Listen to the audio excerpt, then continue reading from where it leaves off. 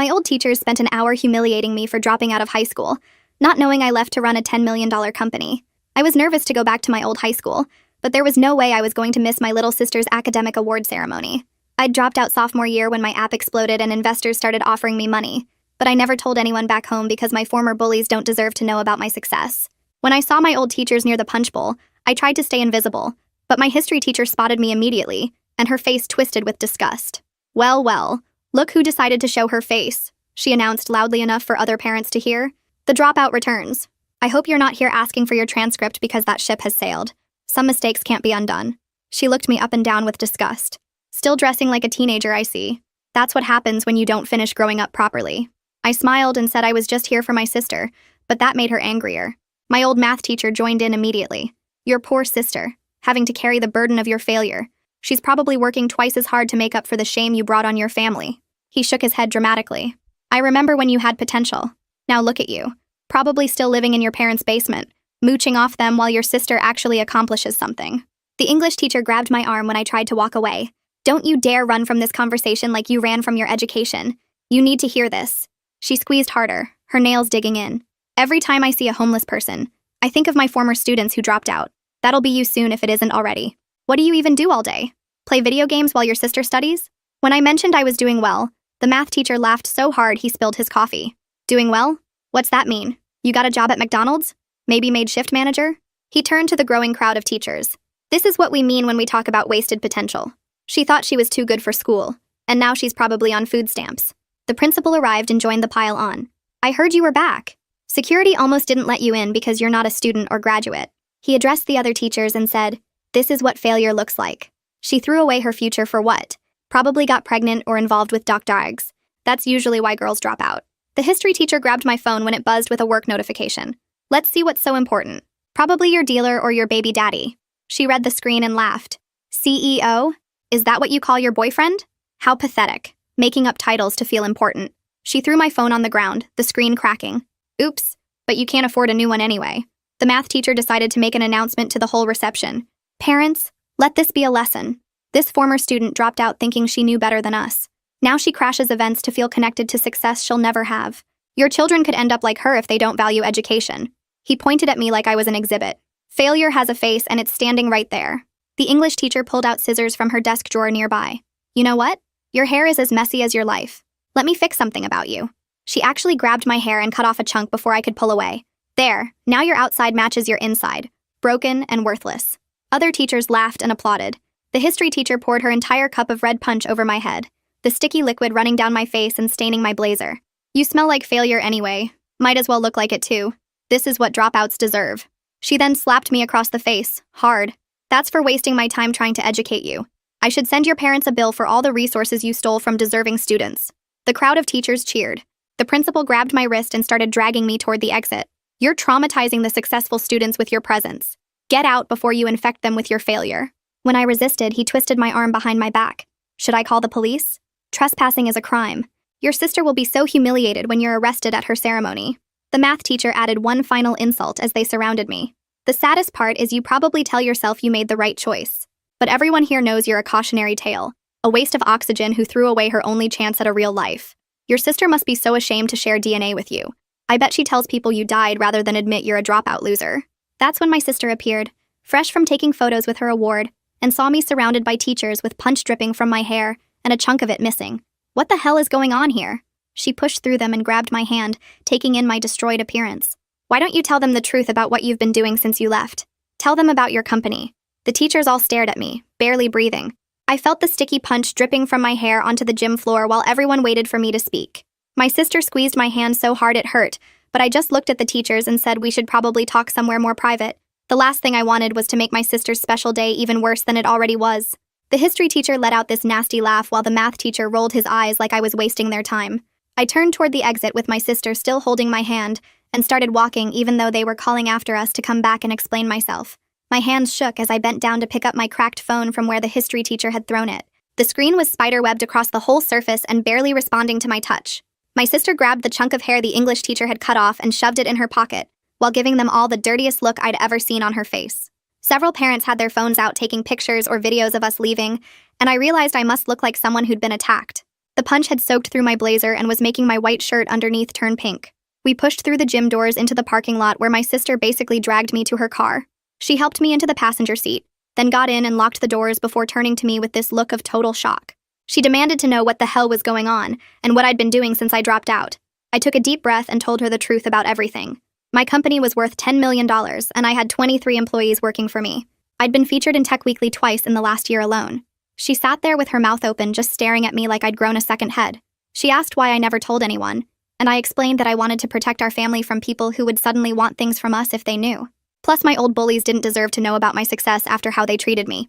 She started the car and said we were going to urgent care right away to document everything those teachers did to me. The drive only took 15 minutes, but my face was throbbing where the history teacher had slapped me. When we walked into urgent care, the receptionist took one look at me and asked if I needed to call the police. My sister told her we would be doing that, but first we needed medical documentation of the injuries. The triage nurse came out immediately and brought us back to an exam room. She took photos of the mark on my face and found that my scalp was actually bleeding where the teacher had yanked my hair before cutting it.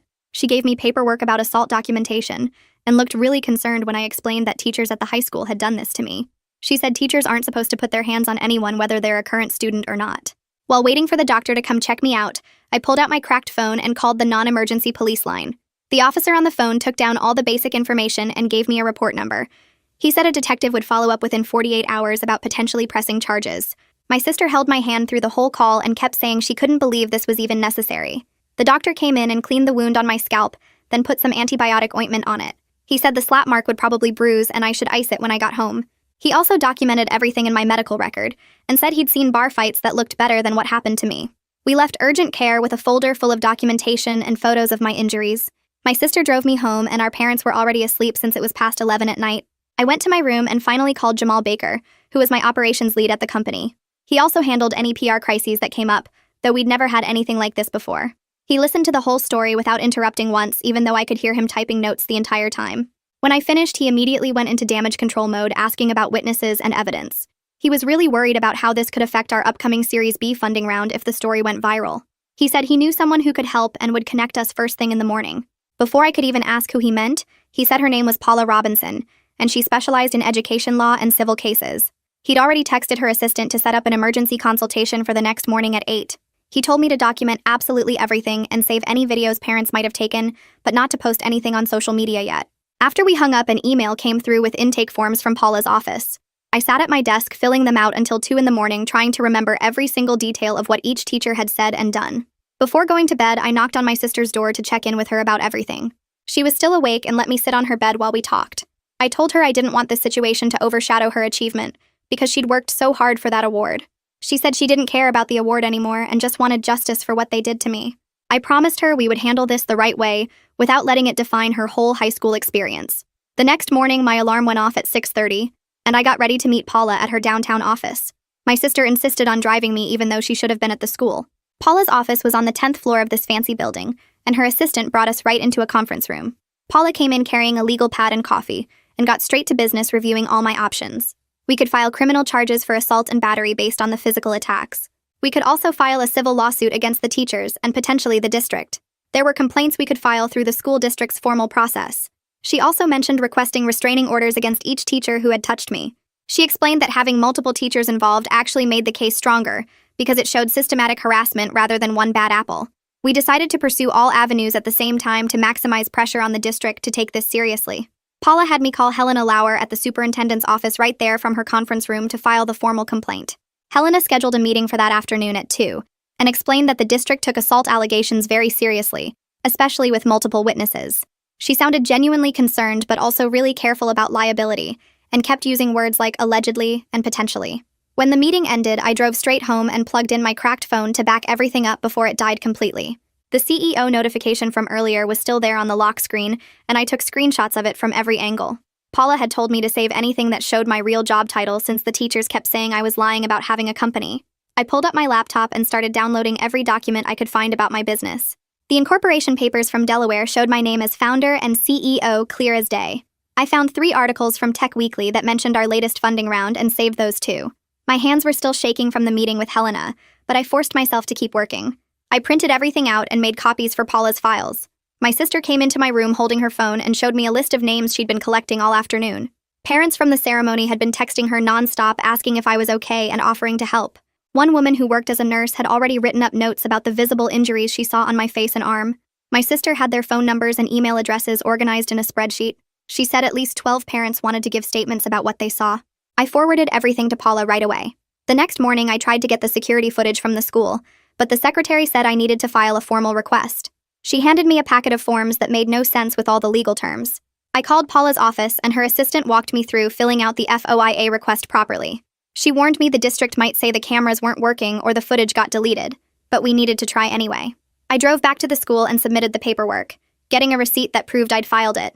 The meeting with Helena had gone better than I expected, even though she kept being careful with her words. She took notes the whole time I talked and asked specific questions about who did what. When I showed her the photos from urgent care of my injuries, her face went pale. She said she needed to place the 3 teachers on leave right away while they investigated. She promised this would be taken seriously, but also mentioned the teachers' union would probably fight back hard. Paula spent the rest of that day writing formal complaint letters about each teacher. She had me go through everything again to make sure we got the details right. The history teacher's letter described the punch pouring and the slap. The English teacher's letter focused on the hair cutting with scissors. The math teacher's letter detailed the public humiliation and the announcement he made. The principal got his own letter about the threats and twisting my arm. Paula said the union would look for any tiny mistake, so we had to be perfect. That night, my sister knocked on my door and sat on my bed looking upset. She said kids at the school were asking her about what happened, and she felt like it was her fault for having the ceremony. I told her the teachers made their own choices, and she was brave for standing up for me. She started crying and said she couldn't focus on her classes. We looked up therapists who took our insurance and found one who could see us together next week. The next morning, I went to a salon to deal with my destroyed hair. The stylist gasped when she saw the chunk missing from where the English teacher had cut it. I explained what happened, and she took photos from every angle for my records.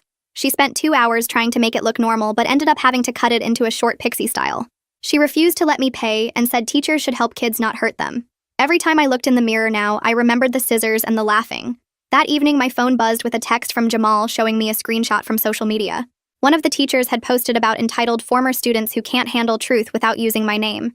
Jamal was already documenting everything and said we needed to be ready in case my identity got out. We spent an hour writing a statement we could use if reporters started calling, but hoped we wouldn't need it. Jamal set up a conference call with our board of directors for the next morning to tell them what was happening. He said they needed to hear it from us before it showed up online somewhere. During the call, the board members were supportive, but worried about how this might affect our next funding round. I promised we were handling everything through lawyers and not looking for media attention. They agreed to wait and see how things played out, but I could tell they were nervous. After the call, I sat at my computer and started writing down everything that happened in my own words. Paula had said not to release anything publicly yet, but I wanted to have it ready. She explained that keeping quiet now might get us a better settlement later since the district wouldn't feel pressured by bad publicity. I saved the document, but it killed me to stay silent when they'd humiliated me in front of everyone. 2 days later, my phone rang while I was checking emails, and the detective's name showed up on my cracked screen. He said the teachers were now claiming I'd been disruptive and they were just escorting me out peacefully. I grabbed the folder Paula had me prepare and read him every witness name and phone number while he typed. He asked about the medical records, and I told him about the scalp bleeding and the mark on my face. When I mentioned 3 different teachers had physically touched me, he got quiet and said that changed things. He said the evidence clearly showed assault even if they claimed they were just removing me. I heard him typing more, and he said he'd be interviewing the witnesses this week. After we hung up, my phone buzzed with a text from an unknown number. A parent from the ceremony had attached a video file saying she thought I might need this. My hands shook as I opened it, and there was the English teacher grabbing my hair with the scissors. The video showed her cutting the chunk off while other teachers laughed. Then it showed the history teacher pouring the entire cup of punch over my head. The slap wasn't visible, but you could hear the sharp sound and see my head snap to the side. I immediately forwarded it to Paula, who called within minutes. She said this was exactly what we needed to prove they were lying about peaceful removal. She told me to save it in 3 different places and make sure I had backups. Right after that call, my work phone started going crazy with messages from my team. Our main server had crashed right in the middle of a huge client demo. I had to push everything about the assault out of my mind and focus. I jumped on a video call and could see my team panicking in the conference room. The client was still there waiting while we scrambled to get the backup server running. I walked them through the recovery process step by step while trying to keep my voice calm. My lead developer found the problem, and we got the demo back up in 12 minutes. The client actually said they were impressed with how we handled the crisis. We ended up closing the deal for $300,000. After the demo, I sat with my sister in her room to practice what she should say at the school. Kids had been asking her nonstop about what happened at the ceremony. Some teachers were being weird with her too, either extra nice or kind of cold. We came up with simple responses that didn't give details but didn't lie either. She could say it was handled by lawyers and she couldn't discuss it. If teachers pushed, She should go to the counselor immediately. We practiced until she felt comfortable with each response. That same evening, my phone lit up with messages from parents at the ceremony. The school had sent out an email to all families about an incident under review. The email didn't say what happened or name anyone involved. Parents who saw everything were posting on the school's Facebook page describing the assault. One mom wrote a long post about watching teachers pour punch on a former student. Another parent commented that they saw a teacher cut someone's hair with scissors. The posts were getting dozens of angry reactions and comments. People were tagging the school board demanding answers. The next morning, Helena called from the superintendent's office with an update.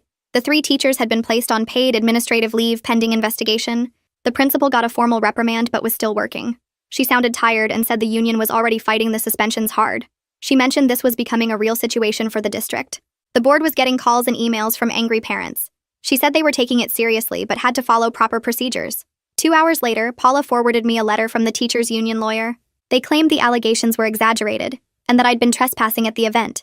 They said I was acting aggressively, and the teachers were just protecting other attendees. Paula had already drafted our response with the medical records attached. She included witness statements from 5 parents who saw everything. She warned me the union would fight to protect the teachers no matter what they did. That afternoon, I got an email from someone named Talia Meredith, identifying herself as an education reporter. She said parents had contacted her about the incident and she wanted my side. She offered to keep my name and company anonymous if I talked to her. I forwarded it to Jamal immediately, and we got on a call to discuss it. He thought media attention might help pressure the district but could also hurt my company. We went back and forth about the risks of my identity getting out. After an hour of debate, we called Paula to get her opinion on the media situation. She said staying quiet was better for the legal case right now. Any public statements could be used against us in proceedings. Jamal started working on a crisis plan just in case my identity leaked anyway. He wrote talking points that focused only on the assault, not my success. We wanted to control the story if it became necessary to go public. 3 days after the assault, I finally went to my first therapy appointment. The therapist had me describe everything that happened in detail. When I got to the part about the scissors, I started shaking. She helped me recognize that being successful didn't make the attack less traumatic. She taught me breathing exercises for when I smelled fruit punch or saw scissors. She said the teachers had violated a fundamental trust when they attacked me. We scheduled weekly sessions to work through the anger and humiliation I was carrying. 2 days later, Paula called to tell me the school board had scheduled a special meeting about the incident, and I could make a public comment if I wanted. She came to my apartment that afternoon with a legal pad, and we spent 3 hours writing out exactly what happened, sticking to facts without any emotional language that could hurt our case. I practiced reading it over and over in front of my bathroom mirror, trying not to let my voice shake when I got to the part about the scissors. Paula made me do it 20 times until I could get through it without my hands trembling. The morning of the board meeting, my sister drove me there early, and we sat in the parking lot while I went through my breathing exercises. The room was already packed when we walked in, and I saw the 3 teachers sitting in the back corner with someone in a suit who had to be their union rep. I took my seat at the podium when they called for public comments and read my statement slowly and clearly, describing the punch being poured, the scissors cutting my hair, the slap across my face, and the public humiliation in front of dozens of witnesses. Several parents in the audience were nodding along, and I recognized a few from the ceremony. The board members kept their faces blank, but one of them was taking notes and another kept glancing at the teachers. When I finished and sat down, the teacher's lawyer stood up immediately and said I had provoked the whole thing by refusing to leave when asked, and that the teachers were just protecting other students from disruption. My whole body tensed up and I wanted to scream that being asked to leave doesn't give anyone the right to assault someone. But Paula grabbed my arm under the table and squeezed hard, reminding me to stay quiet and let the evidence do the talking. Helena got up next and announced the district was bringing in an outside investigator to review everything and interview all the witnesses over the next 6 weeks. The teachers' union rep jumped up and objected, saying the investigator they picked had a history of bias against educators and demanded someone else. Helena said the decision was final, and the investigation would be transparent with findings made public. The next morning, I drove to my sister's school and met quietly with her counselor to make sure no teachers were giving her a hard time about my complaint. The counselor said she'd been watching carefully and would document anything concerning, but so far my sister was handling things well, even though she seemed anxious. My sister had told her that some kids were asking questions, but she just said it was a family matter and changed the subject. That afternoon, Jamal forwarded me a link that made my blood boil. The teachers' supporters had created a fundraising page calling them victims of a vindictive former student with an agenda who was trying to destroy their careers. They'd already raised $2,000 for legal fees in just 6 hours. Paula said to let it go because it actually helped our case by showing they weren't taking any responsibility for what they did. Jamal said he'd monitor it for anything that crossed the line into defamation about me or my company. Paula filed paperwork the next day for a temporary restraining order to keep the teachers from contacting me or coming within 500 feet. The judge approved it based on the medical records and assault documentation, and the order got served to all 3 teachers at the school. Not even 24 hours later, my old school email that forwards to my personal account got a message from the math teacher asking if we could talk and work this out without lawyers. Paula immediately filed a contempt motion for violating the restraining order and said this showed they didn't respect boundaries or court orders. Meanwhile, Jamal insisted we do media training in case my identity leaked, and reporters started calling. We spent an entire afternoon in his office with him pretending to be a hostile interviewer, while I practiced staying calm and sticking to facts about seeking accountability for assault, not revenge or money. He kept reminding me that every word I said could affect both the legal case and our company's reputation with investors. Over the next 2 weeks, Paula got copies of sworn statements from 8 different parents who saw what happened at the ceremony. One mother wrote that she was so shocked by the teacher's behavior, she couldn't believe educated professionals would act that way toward anyone, especially a former student. Another parent described seeing the English teacher with the scissors and hearing the slap from across the room. The investigator called Paula after reviewing everything and said the evidence was overwhelming and consistent across all witnesses. 3 weeks into the investigation, the detective who took my original police report called with an update. The district attorney's office had decided to file misdemeanor battery charges against the history teacher for the slap, since it was captured on video and witnessed by so many people. The other 2 teachers would only face administrative consequences through the school district, which felt unfair, but the detective said having video evidence of the slap made that charge easier to prove in court. He said the history teacher would get a summons to appear in court next month and would likely plea bargain for probation and anger management classes rather than risk a trial with so much evidence against her. 2 days later, Paula called me while I was reviewing code at my office and said the district's legal counsel wanted to discuss a potential settlement through mediation instead of going to trial. She explained they were suddenly willing to revise all their policies about physical contact with visitors and mandate training for every staff member in the district. Paula sounded excited and told me they were taking this way more seriously now that criminal charges were filed against the history teacher. I asked her what kind of settlement amount they were offering, but she said we hadn't gotten to numbers yet because I needed to decide what I actually wanted from this whole mess. That night, I stayed up thinking about what would actually make a difference instead of just getting money for myself. The next morning, I called Paula with an idea that had been forming in my head all night. I wanted any financial settlement to go toward creating a scholarship for students who succeed outside the normal academic path, kids who might be entrepreneurs or artists or inventors, but don't fit the traditional mold. Paula loved the idea and said it would make the district look better too, since they could spin it as creating something positive from the situation. When I told my sister about it at lunch, she got really excited and suggested we name it after our grandmother, who never finished high school but built her own successful bakery business back in the 60s. After going back and forth with Paula for 3 days and looking at all my options, I decided to pursue the mediated settlement with specific conditions that the teachers had to complete training, give real apologies, and the district had to update their policies and fund the scholarship with at least $50,000. Paula said it was a mature choice that would help future students more than just punishing the teachers would. The mediation started smoothly until the union's lawyer jumped in and said the teachers couldn't admit any wrongdoing in their apologies because it would affect their careers and make them vulnerable to more lawsuits.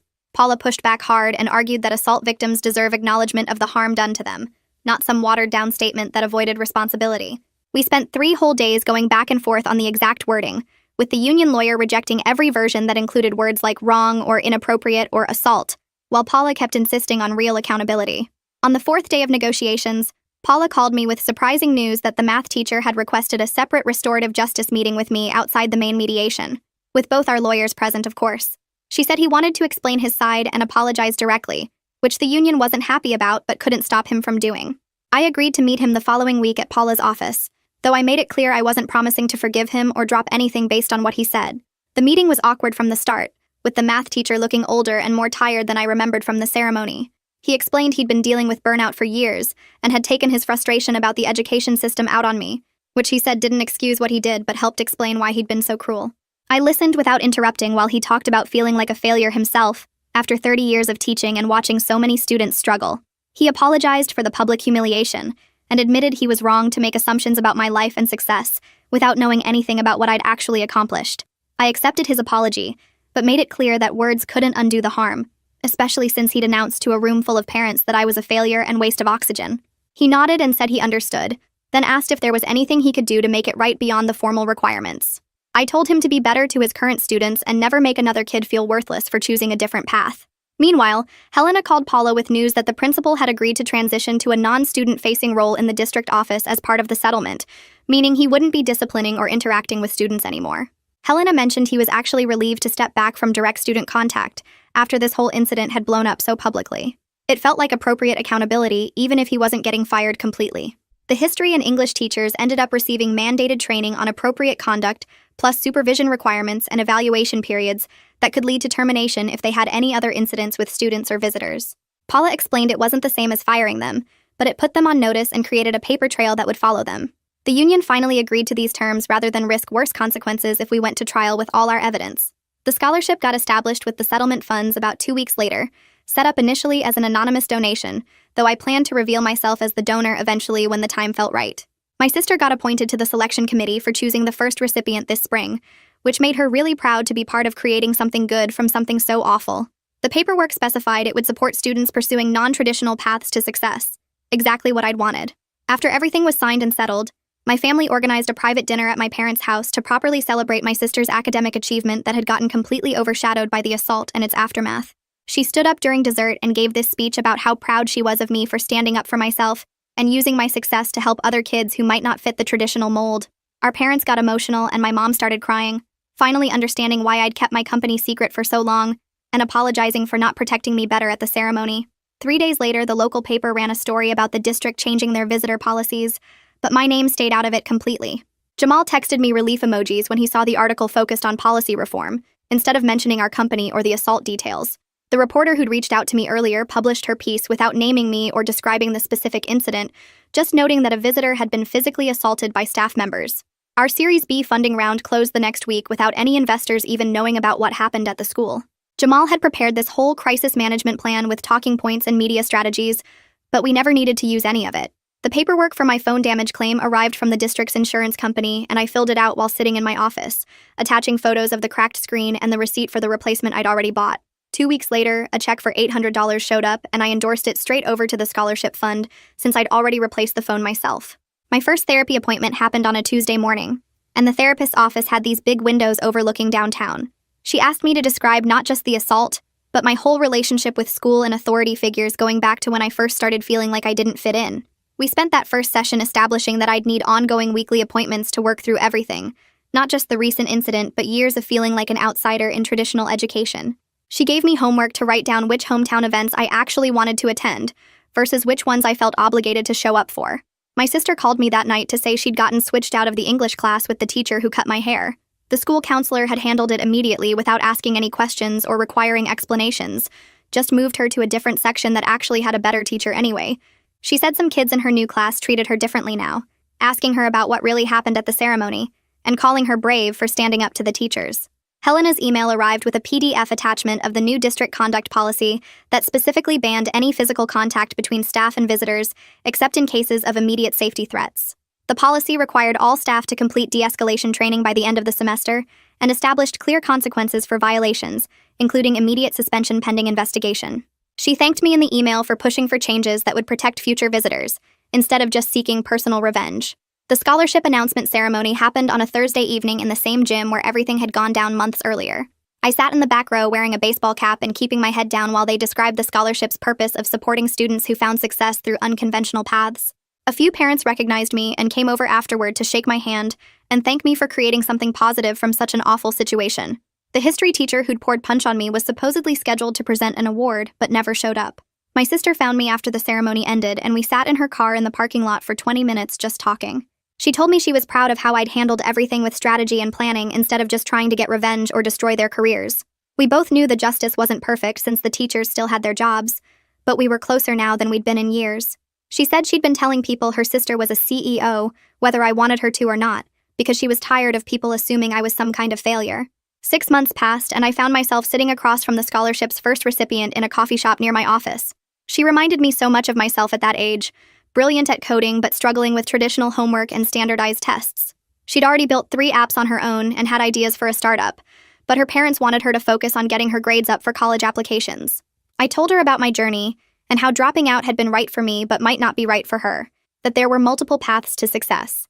My company had grown to 35 employees by then, and we'd just signed our biggest client yet, a Fortune 500 company that wanted us to rebuild their entire mobile presence. The relationship with my sister had never been stronger, and she'd started introducing me to her friends as her CEO sister, who stood up to the whole school system. Those teachers had tried to humiliate me and destroy my confidence, but instead they'd given me the chance to create real change in the district. The new policies were already being used to protect other visitors from harassment, and the scholarship would help kids like me for years to come. Every time I drove past the high school, I remembered that awful day, but also everything good that came from standing up for myself and using my resources to make sure it couldn't happen to anyone else. Thanks for letting me wonder through all this with you. Definitely been quite a journey to share together. Really appreciate you being here. If you made it to the end, drop a comment. I love reading all your comments.